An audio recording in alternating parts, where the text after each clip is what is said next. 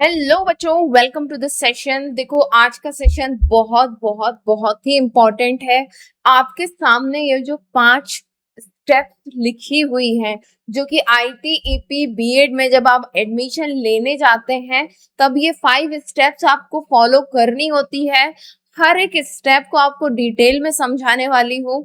इसमें सबसे ज्यादा इम्पोर्टेंट हो जाता है मेरिट लिस्ट फॉर्मेशन। वो किस तरह से होता है उस पर डिटेल में बात करेंगे। साथ ही फिर हम लोग बात करेंगे जो डॉक्यूमेंट्स रिक्वायर्ड हैं। आज मैंने व्हाट्सएप ग्रुप पर एक इमेज शेयर की थी आप सभी के साथ, जहां पर ये 4 कैटेगरी के डॉक्यूमेंट्स के बारे में मैंने बताया है आपको। तो इसे डिटेल में समझेंगे, क्योंकि मेडिकल सर्टिफिकेट को लेकर के और साथ ही टीसी को लेकर के, माइग्रेशन को लेकर के आपको कंफ्यूजन है। तो सारी चीजों को हम डिटेल में समझेंगे। ये वो सारी स्टेप्स हैं जो कि आपके लिए जानना जरूरी है कि ITEP बीएड में अगर आपको एडमिशन लेना है तो कौन सी स्टेप्स आपको फॉलो करनी है। बहुत सारे मिसकंसेप्शन आपके आज दूर होने वाले हैं। तो सबसे पहली चीज, चैनल को सब्सक्राइब कर लेना अगर एनसीटी का एग्जाम दिया है और एडमिशन के लिए वाकई में सीरियस हो, है ना। सो इस सीरीज को, काउंसलिंग प्रोसेस को अच्छे से फॉलो करना। साथ ही व्हाट्सएप ग्रुप को ज्वाइन कर सकते हो फॉर द टाइमली अपडेट्स। ना सबसे पहली चीज देखो, सबसे पहली चीज एनसीईटी, ठीक है। एनसीईटी 2026 का अभी तो रिजल्ट आना बाकी है ना। जब रिजल्ट आ जाएगा तो आपका स्कोर कार्ड आ जाएगा। बिना यहां तक पहुंचे अभी कुछ भी पॉसिबल नहीं है। जैसे ही स्कोर कार्ड आएगा हम लोग स्टार्ट कर देंगे वेबसाइट्स को सर्च करना, है ना।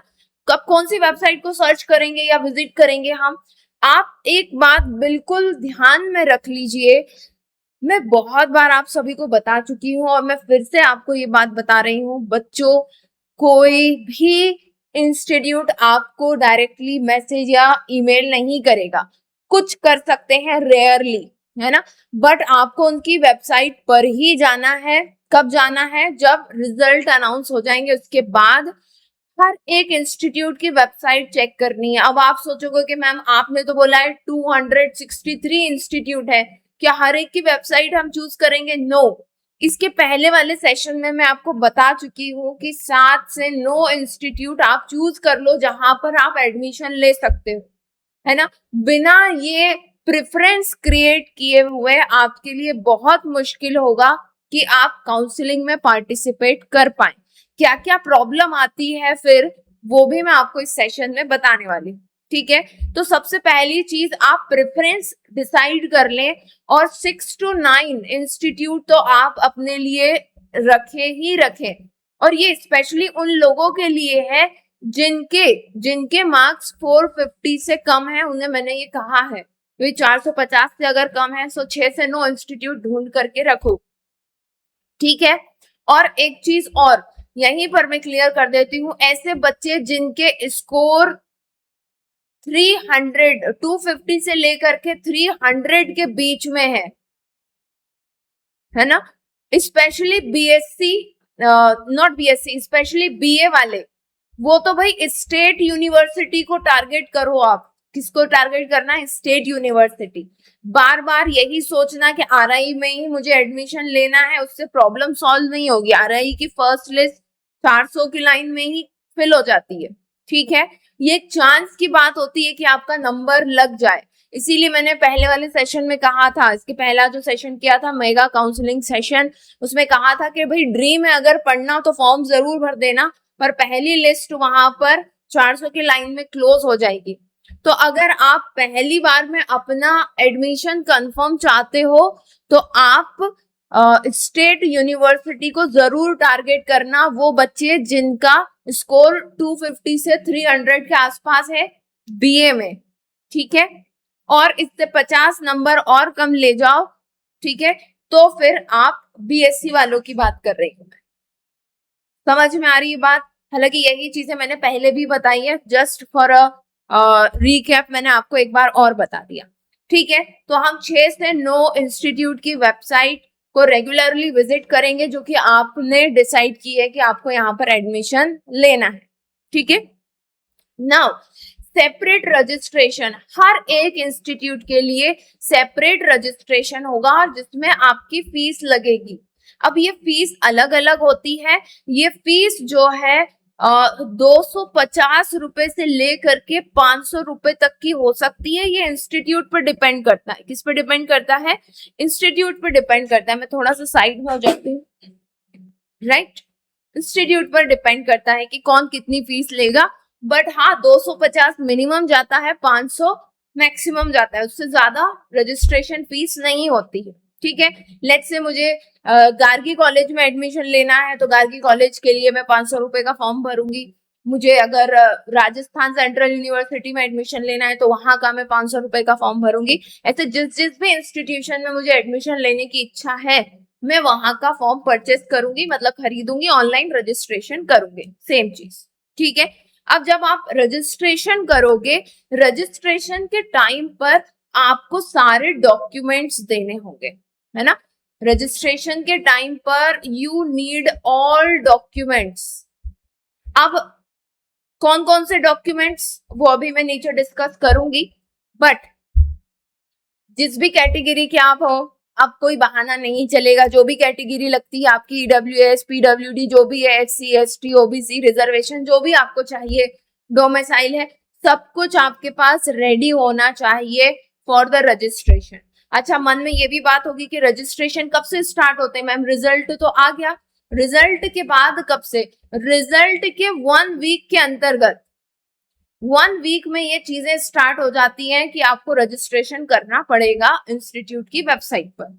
कहीं कहीं पर डिले भी हो सकता है, बट 1 वीक के अंतर्गत सभी के लगभग लगभग रिलीज हो जाते हैं, है ना, एडमिशन फॉर्म। क्लियर है? सारे डॉक्यूमेंट उस समय आपके पास होना चाहिए। और डॉक्यूमेंट की जब बात होती है, मैंने कहा एडमिट कार्ड। अब एक बात बताओ मुझे, एडमिट कार्ड सेंटर पर दे करके आ गए तो एडमिट कार्ड मोबाइल में या लैपटॉप में तो होगा ना बच्चे, वही एडमिट कार्ड लेकर के जाना है, सेंटर वाला थोड़ी ना लेकर के जाना है। वो तो आपकी अटेंडेंस के फॉर्म में वहां पर सबमिट हो चुका है। ठीक है, और ये मैं बहुत पहले से बता रही हूँ कि एडमिट कार्ड आपका, आपके पास एक कॉपी होनी चाहिए। जो गई वो गई, एक कॉपी आपने सेव करके रखी होगी ना। तो अपना एप्लीकेशन फॉर्म, अपना एडमिट कार्ड और अपना स्कोर कार्ड आपके पास होना चाहिए। और डॉक्यूमेंट में बताऊंगी, बट ये अभी बेसिक चीज मैंने आपको बता दी। सारे डॉक्यूमेंट आपके पास होनी चाहिए। अब बात आती है मेरिट लिस्ट की। ठीक है, चलो मेरिट लिस्ट के पहले ही हम लोग डिस्कस कर लेते हैं डॉक्यूमेंट्स के बारे में। तो ये 4 तरह के डॉक्यूमेंट्स हैं। सबसे पहला डॉक्यूमेंट एसेंशियल डॉक्यूमेंट्स है, दूसरे आपके आइडेंटिटी डॉक्यूमेंट है, तीसरे आपकी कैटेगरी रिजर्वेशन है, और चौथे आपके मैस्कुलिनस मतलब कि मिक्स्ड। कुछ डॉक्यूमेंट ऐसे होते हैं, मिक्स्ड डॉक्यूमेंट होते हैं जो स्पेशल केसेस में लगते हैं, वो डॉक्यूमेंट्स हैं। तो अभी एक एक करके हम इन्हें समझ लेते हैं कि कौन कौन से डॉक्यूमेंट लगने वाले हैं।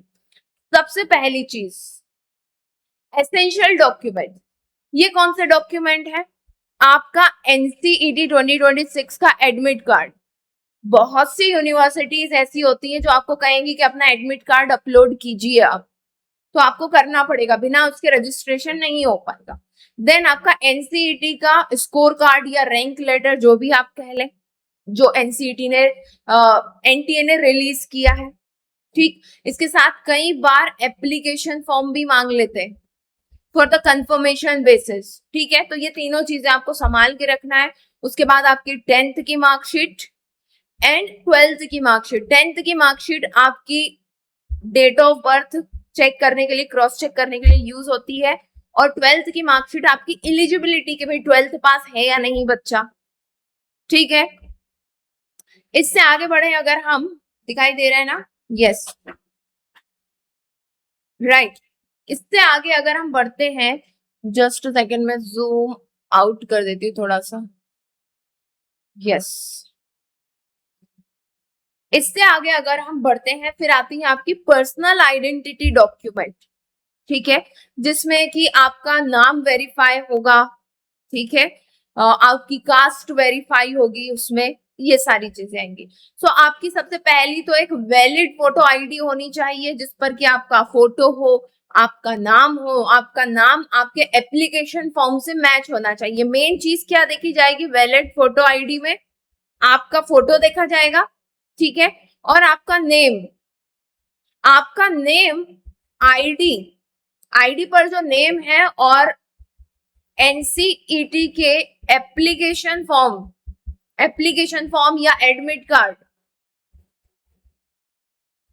वो सेम होना चाहिए। क्या होना चाहिए? सेम होना चाहिए, ठीक है। फिर कैरेक्टर सर्टिफिकेट, ये आपका इंस्टीट्यूशन रिलीज करता है, ठीक है। अब देखो, ये कैरेक्टर सर्टिफिकेट कई जगह कंपलसरी होता है, कई जगह नहीं भी होता है। अगर एट अ टाइम आपके पास उस समय नहीं होगा तो इंस्टीट्यूशन आपको ये मौका दे देता है कि चलो बाद में ले आना, पर देगा कि नहीं देगा ये जब रिलीज होंगे एडमिशन फॉर्म तभी पता चलेगा। बेहतर है अगर अभी बनवा लो तो अच्छा रहेगा। कैरेक्टर सर्टिफिकेट आपका स्कूल बना करके देगा आपको, ठीक है। ट्रांसफर सर्टिफिकेट, टीसी या स्कूल लिविंग सर्टिफिकेट स्कूल ही बना करके देगा, जहां से आपने फाइनल कोई लास्ट जो एग्जाम पास की है वो, ठीक। अब अगर आप कहीं पर पहले से किसी ग्रेजुएशन प्रोग्राम में अगर आप रजिस्टर्ड थे तो आपको माइग्रेशन सर्टिफिकेट की जरूरत पड़ेगी।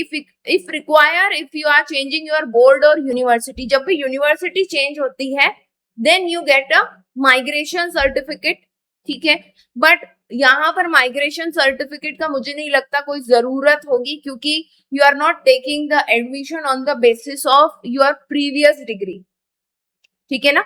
सो वो देखने वाली बात होगी कि कोई माइग्रेशन सर्टिफिकेट मांगता है या नहीं मांगता है। इतने भी सर्टिफिकेट आपके पास है, दैट इज इनफ। जब मांगे जाएंगे तो फिर बनवाने का प्रोसीजर देखा जाएगा, ठीक है। कौन बनाएगा? आपका यूनिवर्सिटी या बोर्ड ही बना करके देगा, ठीक है। Next, category reservation document. Category reservation, अब आप मान लीजिए कि किसी सीट पर रिजर्वेशन क्लेम करना चाहते हैं तो आपको अपनी कैटेगरी बतानी पड़ेगी, है ना। जनरल वालों के लिए तो कोई सर्टिफिकेट नहीं होता है, किसके लिए होता है? SC, ST, OBC NCL, EWS के लिए होता है। 1 अप्रैल 2026 के बाद बना हुआ होना चाहिए, and that is going to be valid for only this season. अगले सेशन के लिए फिर से बनवाना पड़ेगा, ठीक है। देन पीडब्ल्यूडी सर्टिफिकेट, तो वो आपको अथॉरिटीज बना करके देंगी, जो आपका पीडब्ल्यूडी सर्टिफिकेट होता है। डोमिसाइल सर्टिफिकेट, यही वो रेसिडेंशियल सर्टिफिकेट ही होता है। डोमिसाइल सर्टिफिकेट आपका रेसिडेंशियल सर्टिफिकेट होता है, ठीक है, जो आपको स्टेट कोटा दिलवाता है। डोमिसाइल सर्टिफिकेट क्यों जरूरी है? स्टेट कोटा दिलवाने के लिए, ठीक है, दिखाई दे रहा है ना, स्टेट कोटा दिलवाने के लिए। स्टेट कोटा क्या होता है? देखो, कुछ यूनिवर्सिटीज ऐसी होती हैं, वो कहती हैं कि हम अपने स्टेट के कैंडिडेट्स के लिए 5 सीट तो फिक्स रख रहे हैं, हमारे स्टेट के कैंडिडेट्स को ही ये सीट दी जाएगी, तो वो स्टेट कोटा के अंतर्गत आता है, ठीक है। अब कौन ये स्टेट कोटा दे रहा है? ये जब एडमिशन फॉर्म रिलीज होंगे उसमें लिखा होता है। अभी आपको टेंशन लेने की जरूरत नहीं है, बस जिस भी स्टेट के आप हो उस स्टेट का डोमिसाइल आप बनवा लो, ठीक है, उस स्टेट का डोमिसाइल या रेसिडेंशियल सर्टिफिकेट आप बनवा लो। Next, income certificate. Income certificate की क्या जरूरत है? जो ईडब्ल्यूएस कैंडिडेट्स हैं उनके लिए इनकम सर्टिफिकेट बनवाना जरूरी है। क्यों? क्योंकि आपके फी वेवियर्स होंगे ना, आपकी फी कम की जाएगी, स्कॉलरशिप मिल रही है, ठीक है, इसके लिए जरूरी है इनकम सर्टिफिकेट, तो आप वो बनवा ले। ये भी चीजें मेंशन की जाएगी एडमिशन का जब फॉर्म रिलीज होगा इंस्टीट्यूट का, तब। अभी टेंशन लेने की जरूरत नहीं, ठीक है ना। नेक्स्ट और the last type of document, that is a miscellaneous documents. मतलब क्या हुआ? मिक्स्ड। अब कुछ स्पेशल केसेस में गैप सर्टिफिकेट, कुछ बच्चे ऐसे होते हैं जो किसी और एग्जाम की तैयारी कर रहे हैं, तो उन्होंने 12th तो पास कर ली, पर कहीं पर भी उन्होंने इस बीच कोई कॉलेज में रजिस्ट्रेशन नहीं करवाया है ना। तो मान लेते हैं कि इसने 2024 में इस बच्चे ने एग्जाम पास की थी, तो 25 खाली निकल गया, तो ये 25 में क्या कर रहा था इस बात की कोई जानकारी नहीं है। 2026 में ये एडमिशन लेने आया है, तो इसके लिए इसको बताना पड़ेगा कि भाई मैंने गैप लिया है। तो गैप सर्टिफिकेट वो कोर्ट के बाहर जो वकील लोग बैठे होते हैं ना, क्या नोटरी वाले जिनको कहते हैं, हमारे यहाँ तो नोटरी वाले कहा जाता है, ठीक है, वहां पर आप जाना 200-300 रुपए में वो बना देते हैं गैप सर्टिफिकेट, ठीक है। तो अगर आपने गैप रखा है 1 साल का, 2 साल का, 3 साल का, जितने भी साल का है, गैप सर्टिफिकेट बनवा लेना वहां से। फिर है मेडिकल फिटनेस सर्टिफिकेट, ये कुछ इंस्टीट्यूट मांगते हैं जैसे कि RI और IIT गैप सर्टिफिकेट मांगते, सॉरी मेडिकल फिटनेस सर्टिफिकेट मांगते हैं। तो बेटा इनका क्या होता है ना, इनका एक फॉर्मेट होता है, वो फॉर्मेट जब फॉर्म रिलीज होंगे ना, तो फॉर्मेट डाउनलोड करके जो गवर्नमेंट डॉक्टर होता है, कौन सा डॉक्टर, गवर्नमेंट डॉक्टर जो होता है, उससे जा करके वो फॉर्म फिल करवा लेना। अब वो चेकअप करे या डायरेक्ट कर दे, जो भी हो, फिर ठीक है, अब देख लेना अपनी तरफ से। तो वो मेडिकल फिटनेस सर्टिफिकेट होगा, ठीक है। ये कुछ ही इंस्टीट्यूट के लिए अभी से बनवा के मत बैठ जाना कि अरे मेडिकल सर्टिफिकेट लगेगा अभी से बनवा लेते हो, नो, वो जो फॉर्मेट देंगे ना उसके अकॉर्डिंग बनेगा ये। समझ में आ गई बात, ठीक। अब आगे चलते हैं अपन, और यस, आगे चलते हैं और फिर बात करते हैं, हम बहुत इंपॉर्टेंट चीज के बारे में बात करने वाले हैं, मेरिट लिस्ट के बारे में, कि ये मेरिट लिस्ट बनती कैसे, ठीक है। तो मेरिट लिस्ट का बनना, हम, आप इसको सोचो ऐसे, कल से हम लोग बात कर रहे हैं कि भाई ये अपना दयाराम है ना, अब दयाराम जो है एडमिशन लेने के लिए जा रहा है, और इसने एक इंस्टीट्यूट A, B, C और D चारों में अप्लाई किया है। बेटा चारों के लिए मेरिट लिस्ट का प्रोसीजर अलग अलग हो सकता है, चारों के लिए मेरिट लिस्ट का प्रोसीजर अलग अलग हो सकता है। ये भी हो सकता है कि इंस्टीट्यूट जो है वो ओवरऑल स्कोर देखे, ओवरऑल स्कोर, ठीक है, इनका पूरे 640 में से कितने नंबर आए, हमने कहा भाई इसके आ गए हैं 490, तो वो 490 के हिसाब से मेरिट लिस्ट बना देगा बाकी लोगों का देखते हुए। कुछ इंस्टीट्यूट हो सकते हैं जिस मेजर सब्जेक्ट से आप अप्लाई कर रहे हो, मेजर सब्जेक्ट के ही मार्क्स देख ले, ये भी हो सकता है। तो हमने कहा दयाराम किसके लिए जा रहा है, दयाराम जा रहा है हिस्ट्री के लिए, और हिस्ट्री में इसके आए हैं 60 नंबर, तो 60 सभी बच्चों के, हिस्ट्री वाले बच्चों के लिए नंबर हिस्ट्री के देखे जाएंगे और फिर मेरिट लिस्ट बना देंगे। हो सकता है कि इंस्टीट्यूट C जो है डोमेन सब्जेक्ट, डोमेन सब्जेक्ट मतलब कि आप जिसको मेजर बनाना चाहते हैं, डोमेन सब्जेक्ट की बजाय मैं यहां लिख देती हूँ major subject plus teaching aptitude के मार्क्स देख ले, है ना। तो ये दयाराम को हिस्ट्री में 60 आए थे, और लेट्स से कि टीचिंग एप्टीट्यूड में इसके 20 आए, इसने मुझसे नहीं पढ़ा था, उसकी सजा मिलेगी इसमें, आई एम जोकिंग, दयाराम को तो 20 नंबर आए, ठीक है, तो 80 बना इसका ओवरऑल स्कोर उनके अकॉर्डिंग, तो अब 80 नंबर इसके लिस्ट के हिसाब से तैयार की जाएगी। तो सभी बच्चों के मेजर सब्जेक्ट जिसके लिए वो अप्लाई कर रहे हैं और टीचिंग एप्टीट्यूड के नंबर जोड़ करके मेरिट लिस्ट बनाई जाएगी। और ये भी हो सकता है कि कोई इंस्टीट्यूट सारे डोमेन सब्जेक्ट के, है ना, 3 डोमेन सब्जेक्ट के नंबर देखे, प्लस GT का 25% ले ले और टीचिंग एप्टीट्यूड का भी 25% ले, इस तरह से भी हो सकता है।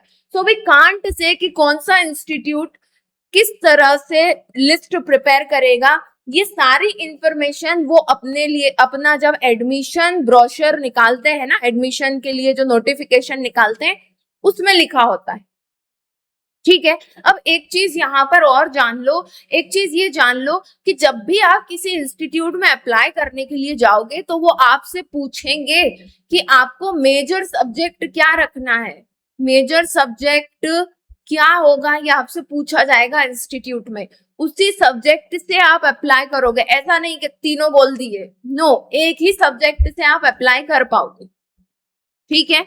लेट्स से कि दयाराम के 60 नंबर हिस्ट्री में सबसे अच्छे थे, तो इसने बोला मैं अपना मेजर सब्जेक्ट हिस्ट्री रखूंगा, है ना, हिस्ट्री रखूंगा क्योंकि उसमें मेरे ज्यादा नंबर है, 60 है, तो मेरे नाम आने के चांसेस ज्यादा हो जाते हैं 60 से। ठीक है, अब देखो यहाँ पर है ना 60 से ज्यादा हो जाते हैं, बहुत गर्मी है आज।